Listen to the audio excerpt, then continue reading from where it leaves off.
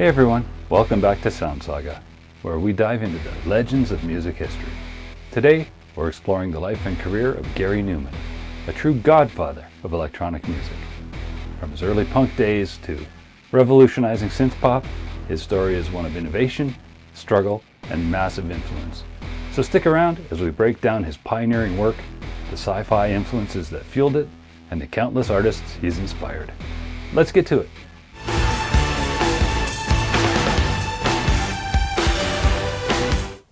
Born Gary Anthony James Webb on March 8, 1958, in Hammersmith, London, Numan grew up in a working-class family. His father was a British Airways bus driver, and young Gary was fascinated by airplanes and science fiction from an early age. This love for sci-fi, drawn from authors like Philip K. Dick and J.G. Ballard, would become the backbone of his music. Dick's explorations of androids and reality in books like Do Androids Dream of Electric Sheep and Ballard's dystopian urban decay shaped Numan's themes of alienation, technology, and societal collapse. Even comics like Valerian and Laureline influenced his early stage name, Valerian. But music called to him. At 15, he got his first guitar, and by the late 70s, he was fronting the punk band Two-Boy Army. Little did he know, a chance discovery would change everything. Numan's big break came in 1979, when he stumbled across a Mini Moog synthesizer left in his studio.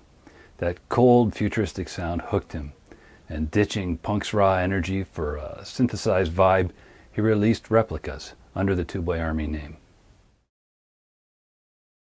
The album is a direct nod to Philip K. Dick, with songs like Our Friends Electric painting a future world of android companions, echoing the replicance and empathy tests in Dick's work. It shot to #1 in the UK, blending sci-fi paranoia with haunting synths. It wasn't just music, it was a revolution, proving that synths could dominate the pop charts. You know I hate to ask, but the friend's electric. So I turned on a crowd down in a park where the Macmen made the machines and play kill by numbers. Going solo, Numan dropped The Pleasure Principle later that year, featuring the global smash Cars. Here in my car, I feel safest of all. I can lock on my doors. This album ditched guitars entirely, relying on heavy synthesizers and effects pedals. It topped UK charts and cracked the US top 10. Numan's android-like stage presence, pale makeup, robotic moves, evoked cyborgs from Dick and Ridley Scott's Blade Runner, one of his favorite films. His dystopian lyrics about isolation and technology, like in M.E., where a machine narrates its abandonment, and M.E., I Eat Dust, were also run down, mirrored Ballard's desolate landscapes. Tracks such as I Dream of Wires from Telecon envision a wired-filled post-human world, while B-sides like Time to Die quote Blade Runner's iconic Tears in the Rain monologue. His work boosted synth sales worldwide and laid the groundwork for electronic music's explosion in the 80s, all infused with sci-fi's existential dread.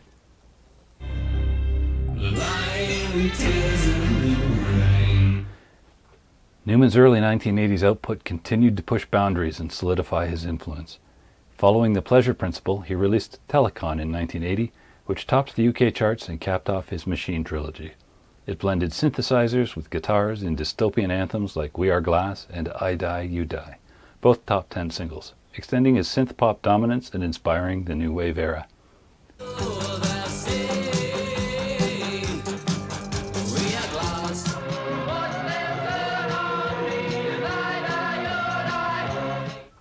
In 1981, dance marked a bold shift toward experimental jazz, funk, and ethereal sounds, peaking at #3 in the UK with collaborations from Mick Karn and Roger Taylor.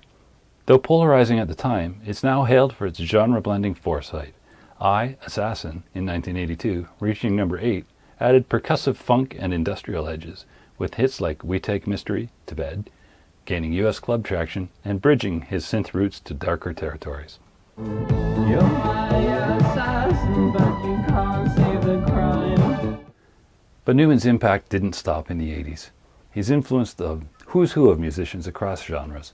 Trent Reznor of Nine Inch Nails listened to Telecon daily while making Pretty Hate Machine, and he's called Numan vitally important and a huge inspiration for industrial rock's dark electronics. Tell Marilyn Manson sees him as a pioneer of electronic dance music, borrowing that cold, futuristic edge.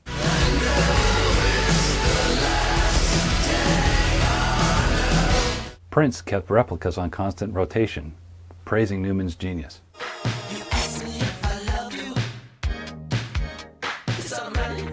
Kanye West credits Numan with refining his design and production approach.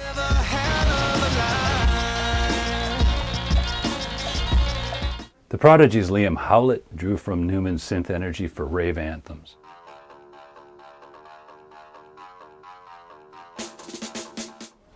Basement Jaxx infused their house tracks with his innovative sounds.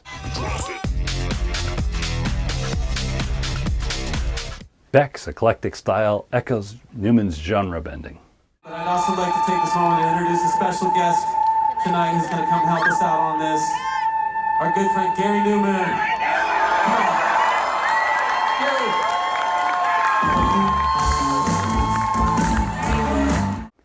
Tricky's trip-hop atmospheres carry that dystopian vibe.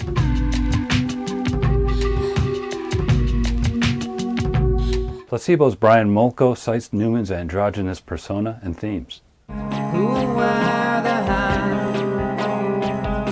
Even orchestral maneuvers in the dark recognize his role in popularizing synth-pop.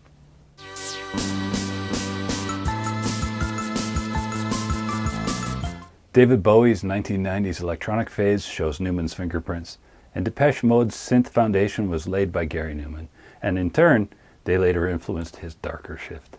Little wonder then, little wonder, you little wonder. I stand still stepping on a shady street. Night, side, high. Numan's blend of industrial edges and synth innovation echoed in hip-hop too. Tracks like Films became foundational breakbeats.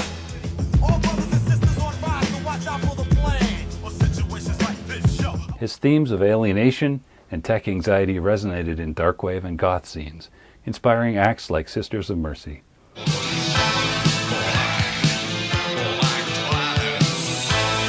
Despite commercial dips in the mid-80s, Numan kept going and reinvented himself in the 90s with darker industrial albums like Sacrifice in 1994.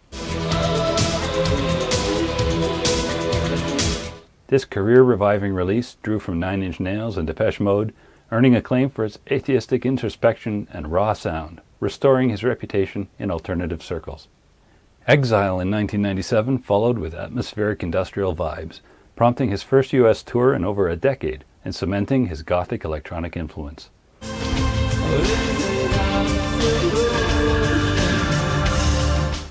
In 2000, Pure amplified this aggressive edge, receiving strong reviews and reinforcing his cult status in industrial rock.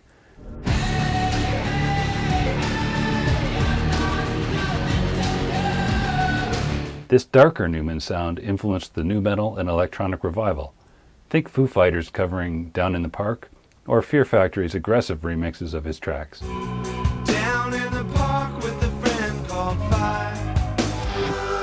Hearing my call, I feel safest of all. His sci-fi infused style even touched modern artists like Lady Gaga, who channels his theatrical futurism. Numan's journey hasn't been easy. He's discussed his Asperger's syndrome, his mental health struggles, and his periods of darkness. Tragically, in late 2025, he lost his brother John shortly after a performance, and he's been quite open about how devastating a loss that's been. But through all his hardships, he's proven resilient. All that resilience has paid off. His 2013 album Splinter, Songs from a Broken Mind, helped him crack the UK Top 20 for the first time in 30 years.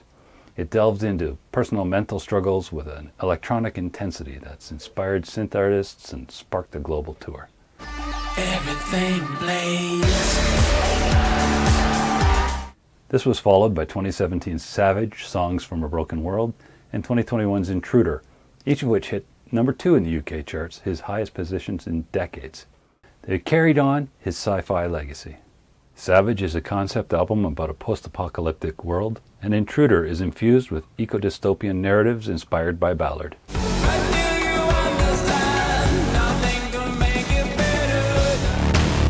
When they caught me broken, I'm you.